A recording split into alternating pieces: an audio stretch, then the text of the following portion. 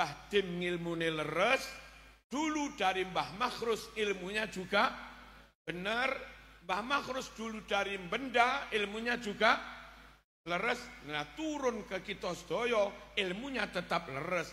Asal sanad-sanad ngajilah kepada ulama yang pernah ngaji. Jangan ngaji kepada orang yang tidak pernah ngaji terus kitabnya salah pun nggak ngerti.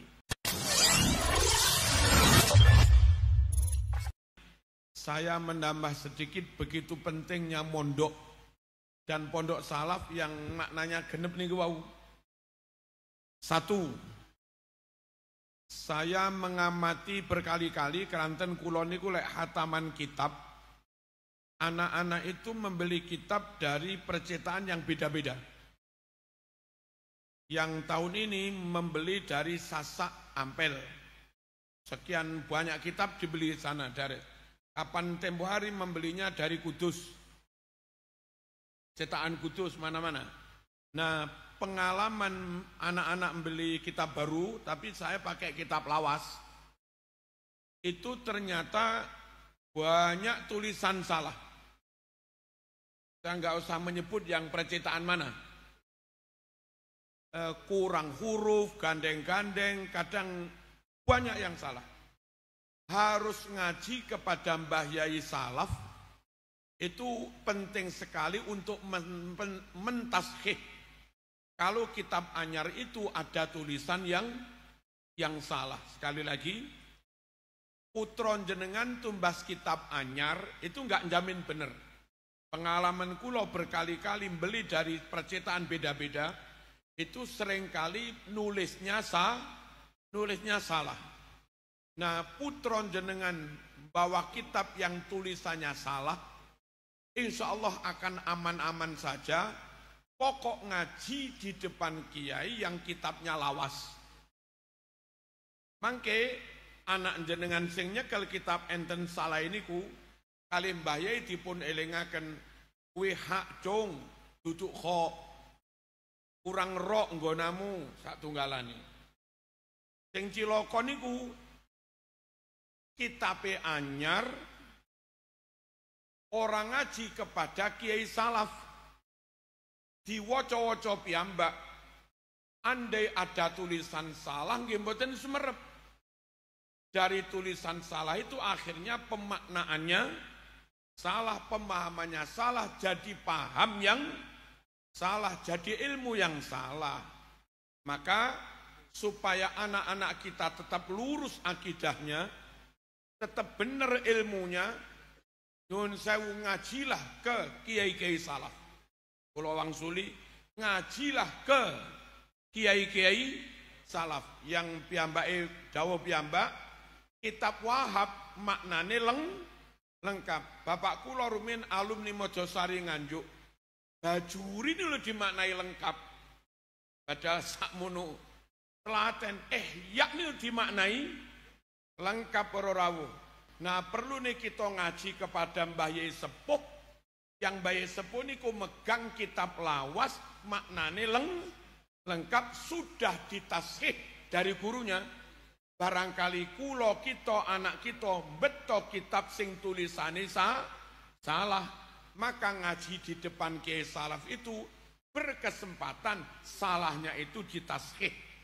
Yang salah itu dikoreksi. Pada akhirnya Mbah Dim ilmune leres, dulu dari Mbah Makhrus ilmunya juga benar, Mbah Makhrus dulu dari benda ilmunya juga leres. Nah turun ke kita sedaya ilmunya tetap leres. Asal sanad-sanad ngajilah kepada ulama yang pernah ngaji. Jangan ngaji kepada orang yang tidak pernah ngaji terus kitabnya salah pun nggak ngerti. Satu, pentingnya mondok teng pondok salaf, barangkali kitab anyar itu ada tulisan yang salah. Allahumma shalli ala sayyidina Muhammad. Nomor kalih para rawuh, banyak sekali ayat Quran atau hadis itu mboten kenging dimaknai secara kamus.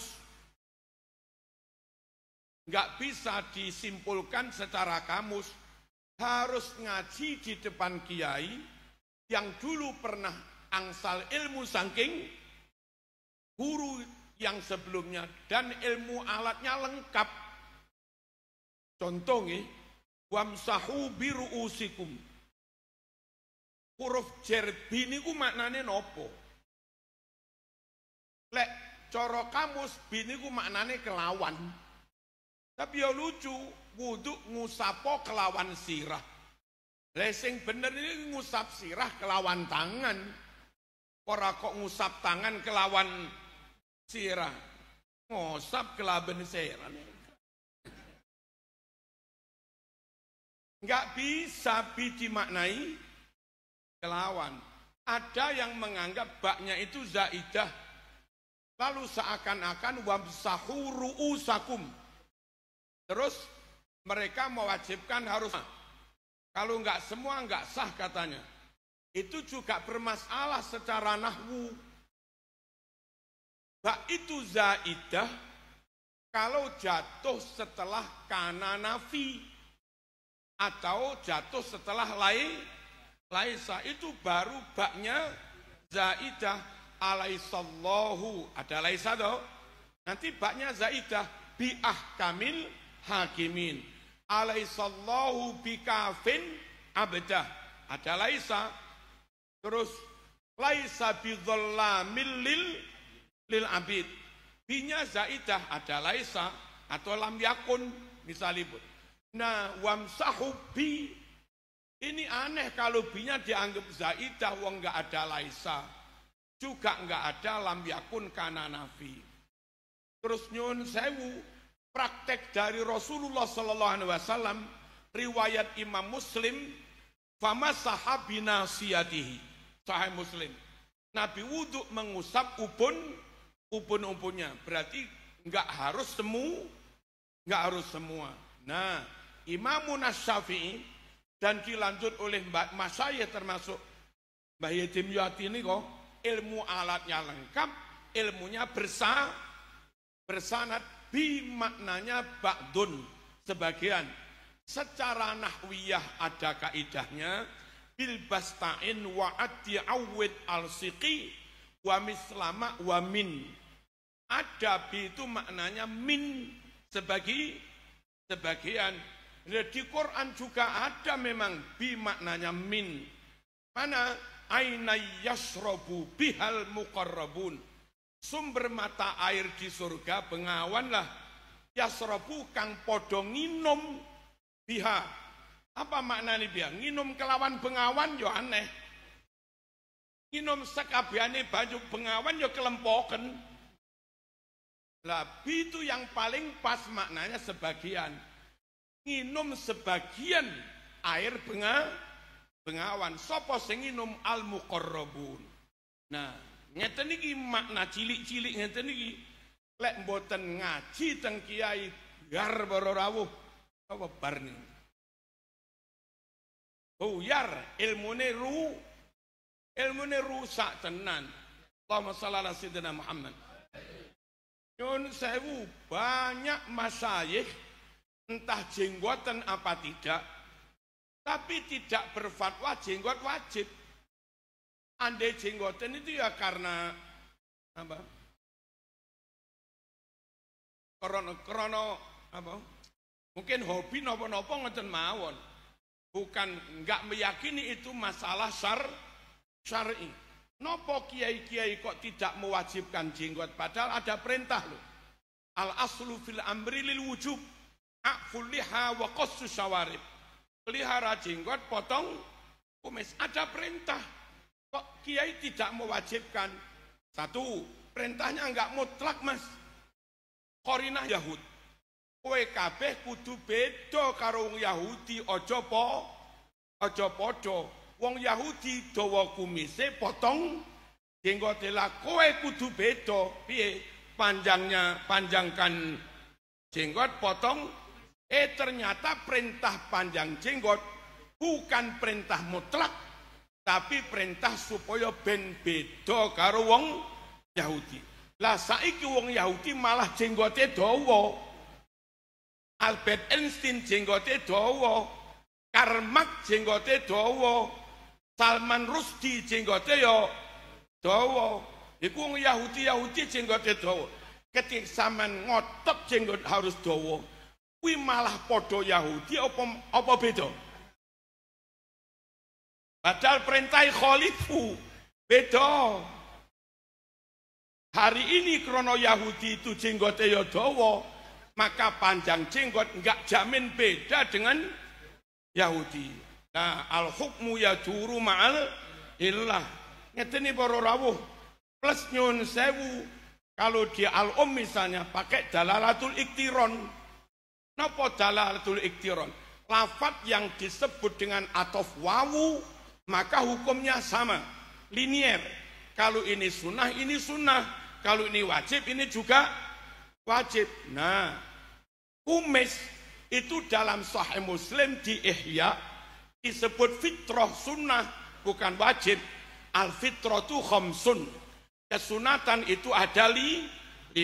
Qalmul adfar, ngedoi kuku, wanatful ibti, jabuti rambutnya kelek niki, wa qassus syarib, potong kumis, wasiwak, napa? Siwakan, wa halqul anah, nyukur ponaan. Lah iya kan nyukur keponaan. Itu semua mboten wajib para rawuh, ngetoki kuku, potong kumis niku mboten wajib. Nah, karena ini mboten wajib, maka ketika panjangkan jenggot dan potong kumis, lafaz itu diatofkan aqful liha wa qassus syawarib. Ketika ini sharih nas menurut Nabi tidak wajib, maka ini gak bisa diwajibkan, wong atof kok. Aqful liha wa qassus. Nah, mondok niku penting para rawuh. Ilmu ngeten iki enggak akan kamu dapat di bangku kampus. Ono ya ning pondok salaf ngeten iki. Cuma yo kadang gudiken barang ngoten niku repot. Allahumma shalli ala sayyidina Muhammad. Satu lagi hadirin rahimakumullah. Nyun sewu. Betapa pentingnya ngaji teng pondok, kiainya bersanad, ilmu alatnya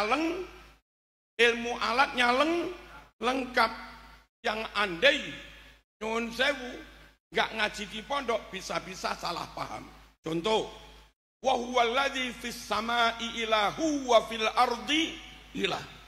Itu kalau dimaknai letterlek musyrik. Fis samai ilahun wa fil ardi ilah. Terjemahnya di langit ada pangeran, neng bumi ya ono pangeran. Berarti pangeran biro. Lah ya musyrik. Kalau di pondok telaten diurai, enggak begitu Mas. Wa huwal ladzi, alladzi itu mausul. Mausul itu memerlukan silah. Silah harus berupa jumlah. Nah, setelah alladzi wa huwal ladzi fis samai ilahun. Kalimat fis samai ilahun itu bukan jumlah. Ilahun khobar perlu ditakdirkan ada mubtada huwa, wa huwa alladzi huwa fis samai ilahun, ya, walladzi huwa fil ardi ilahun. Nah, huwa ilahun itu mubtada khobar, enggak punya mahal jumlah ismiyah, silah dari alladzi. Ilahun nyun sewu takwilnya ma'budun. La ilaha maknanya lama Buddha illallah. Nah, sekarang diterjemah begini. Dialah Allah. Dialah Allah. Wa huwal ladzi. Dia Allah di langit disembah. Dia pula yang disembah di bumi. Malaikat di langit yang mereka sembah Allah. Manusia orang mukmin di bumi yang mereka sembah juga Allah. Nah, alladzi huwa ilahun itu silahnya. Terus yang belakang tadi fil ardi ilah, huwa ilahun itu juga silahnya. Dengan mengurai tibae onok mubtada yang muqaddar, terus itu silah, maka maknanya menjadi mboten salah. Maknanya bukan di langit ada Tuhan, di bumi ada Tuhan. Mboten-mboten. Maknanya Allah itu Mas, di langit dia yang disembah, di bumi pula dia yang disembah, bukan yang lain-lain. Ngeten iki para rawuh, lek kak mondok buyar para rawuh. Apa? Laukana fihi ma alihatun illallah la fasadata. Illallah niki harusnya nasab. Karena istisna dan kalamnya tam mujab. Wa huwa laukana fihi ma alihatun. Alihatun mustatsna minhu. Berarti tam. Menyebut mustatsna minhu tam.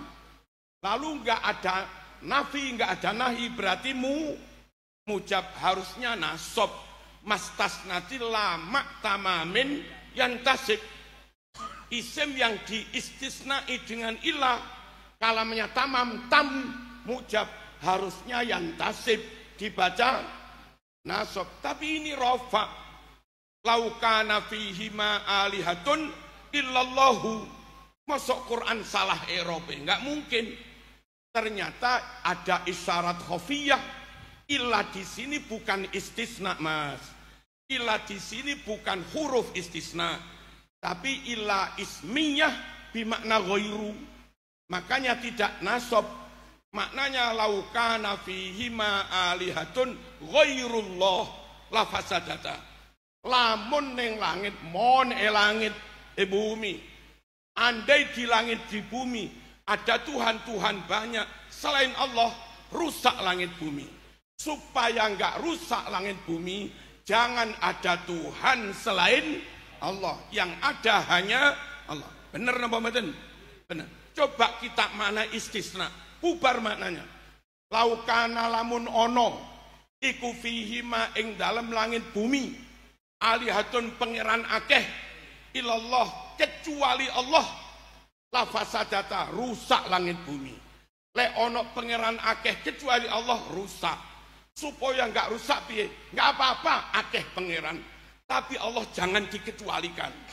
Terus gimana? Ada Allah, ada yang lain. Yaitu jenenge musyrik. Maka illallah di sini enggak bisa diterjemah kecuali. Terjemah yang pas selain. Ngeten iki para rawuh, adanya hanya di pondok salaf. Milo kula barangkali bolo-bolo Jakarta DPR, monggo terus berjuang nasibnya pondok salaf nih. Yang perlu disuarakan lewat DPP. Nyuwun sewu Mas Hanif.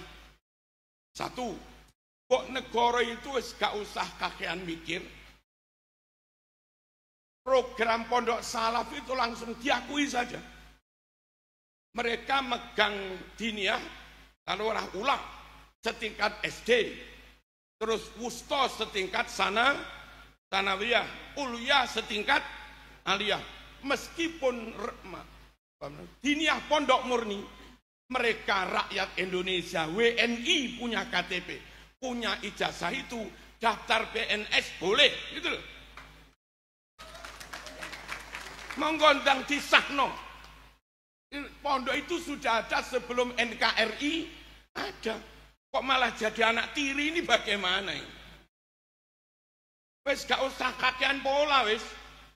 Bocah Lirboyo, bocah Titi, cah pondok desa-desa, duwe ijazah ulia, ya berarti bisa daftar perguruan tinggi. Itu aja. Daftar PNS juga boleh. Jangan dibeda-bedakan. Daftar UGM juga boleh. Cuma ada cumanya. Misalnya mau daftar kedokteran. Anak dari salaf daftar kedokteran.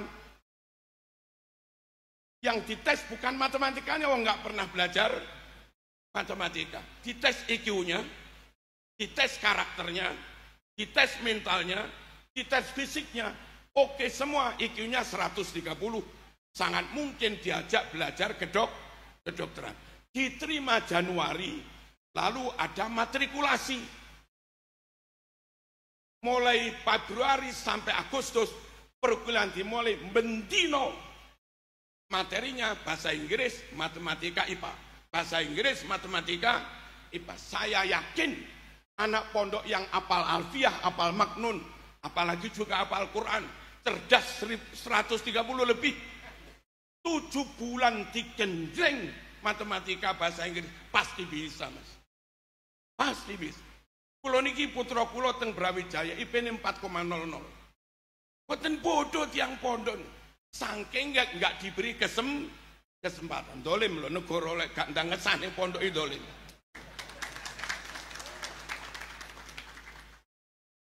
Jadi yang kita minta itu andai negara belum bisa mendanai pondok, wis minimal sahno wis. Lalu nyuwun sewu, kalau guru-guru yang ngajar di MTS swasta bisa memproses nomor induknya, lalu sampai ngurus sertifikasi boleh, maka guru-guru yang ngajar di Lirboyo, di sini, di mana, di Sarang, itu harusnya juga nomor induknya masuk di data negara. Lalu mereka setelah memenuhi syarat ngajar sekian, nulis sekian, tertib kayak begini, juga mereka bisa lulus sertifikasi. Ojo nggak punya hak belas itu terus piye karepe. Kula nyuwun saestu, Mas Hanif. Pondok niki diperjuangkan haknya apa?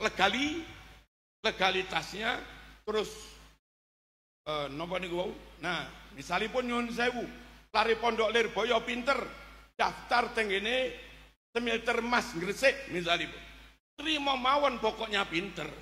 Perkara tentang bagaimana industri emas, ya monggo diberi pelatihan setengah tahun kan bisa gitu loh. Ojo kok pokok pondokan nggak iso ben mati ya, ojo ngono. Mohon perjuangan untuk pesantren, muga-muga Mas Hanif dan PKB diberi kekuatan Allah Subhanahu wa taala. Assalamualaikum warahmatullahi wabarakatuh.